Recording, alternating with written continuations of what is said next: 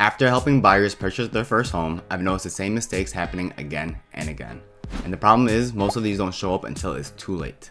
You don't realize it when you're scrolling homes, you don't realize it during showings, you realize it after you already made a decision.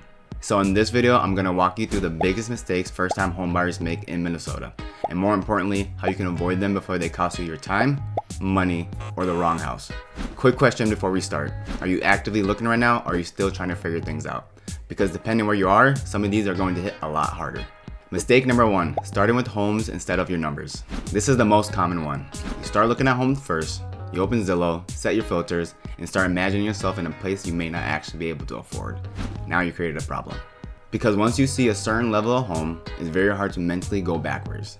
So here's the shift. Before you look at anything, you need to understand what you can afford, what you're approved for, and what you're actually comfortable paying. Because those are 3 different numbers. The payoff here is simple. If you get your numbers right first, you avoid chasing homes that don't fit your reality, and that saves you a lot of frustration later. Mistake number 2, not getting pre-approved early. A lot of buyers wait on this. They think, I'll talk to a lender once I find something I like, but in Minnesota, that's usually too late. Because homes in certain price ranges move quickly. So when you find the right one, you're either ready or missing out. Getting pre-approved does 2 things. It shows exactly what your budget looks like, and it puts you in a position to actually make moves. Without it, you're just browsing. And let's do a quick check here. Have you talked to a lender yet, or are you still looking at homes? Because that one step changes everything about how you search. Mistake number 3, falling in love with the wrong things. This one gets people all the time. You walk into a house and it looks amazing. Nice finishes, great staging, clean, updated look, but here's the issue. You're reacting to how it looks, not how it lives.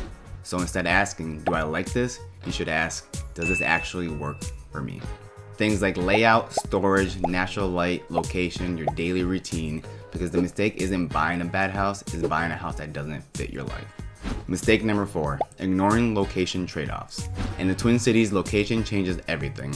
Commute time, school districts, neighborhood feel, access to things you care about. But a lot of buyers focus on the house and treat location like a secondary decision. And that's backwards, because you can change a lot about the house, but you can't change where it is.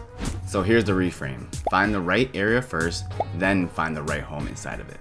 A lot of buyers only think about the purchase price, but that's just the starting point. In Minnesota, you also need to think about property tax, homeowner insurance, utilities, especially heat, maintenance, especially with older homes. And if you don't factor those in, your monthly payment might feel very different than you expect. The payoff here is clarity. When you understand the full cost, you make a much more confident decision. I'm curious, what part of buying a home feels the most confusing to you right now? Is it financing, choosing the right area, or just the process overall? Drop that in the comments, because that's where most buyers get stuck. Mistake number 6, rushing the decision. There's pressure in this market. You see homes going fast and you hear about multiple offers, and it feels like you need to move quickly. But rushing leads to bad decisions. The goal isn't to buy fast, the goal is to buy right. So yes, you need to be prepared, but you also need to be clear. Because once you own the home, you're living in that decision every day.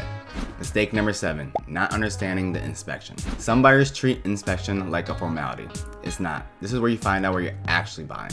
Roof, foundation, electrical, plumbing, major systems, and if something comes up, you have options. You can renegotiate, request repairs, or just walk away. This is one of the biggest protections as a buyer. Mistake number 8, trying to figure it all out alone. A lot of first-time homebuyers try to piece everything together themselves. Videos, articles, random advice, and it ends up feeling overwhelming because you're making one of the biggest financial decisions you'll ever make without a clear plan. And that's where mistakes start stacking. Having the right guidance simplifies everything. It helps you move fast when it matters and slow down when you need to.